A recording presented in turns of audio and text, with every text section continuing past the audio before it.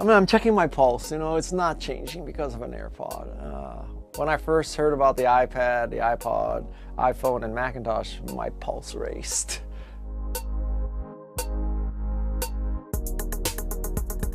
What's the state of Apple's innovation today?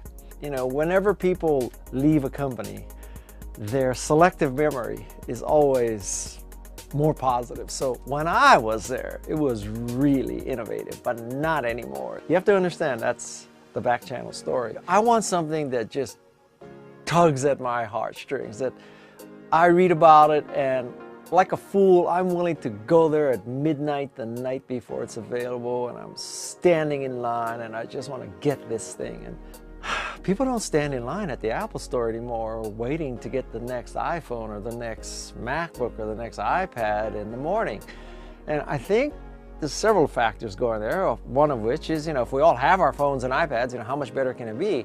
But that's not the test that Apple has to live by, because people want Apple to be so great that you are willing to stand in line from midnight, and they haven't done that. Live by the sword, you die by the sword. The test for Apple is, have you created the next product category? Not that you've milked the current product category better than any other company in the history of man. The test is, have you created something else? And they haven't for a while. You could make the case that Apple Watch came close. I don't think it succeeded in doing that. Apple TV hasn't succeeded in that. So, what's the next, quote, big thing? An AirPod, Bluetooth, wireless, cooler looking, better sound, all that, but I don't know. I haven't bought one. I certainly didn't stand in line for one. My wife swears by hers, but I don't know. I'm checking my pulse. It's not changing because of an AirPod. When I first heard about the iPad, the iPod, iPhone, and Macintosh, my pulse raced.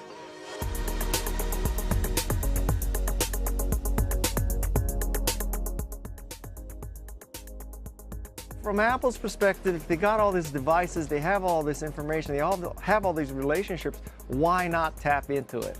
And so I think, 4 or 5 years from now, we'll look back and say, wow, that was a genius move. Apple went from simply a device company to a device and services company, higher margins, the genius of Tim Cook. Or 4 or 5 years from now, we'll say, what was Apple thinking? It's a device company, it's not a services company. And I don't think anybody can predict that yet.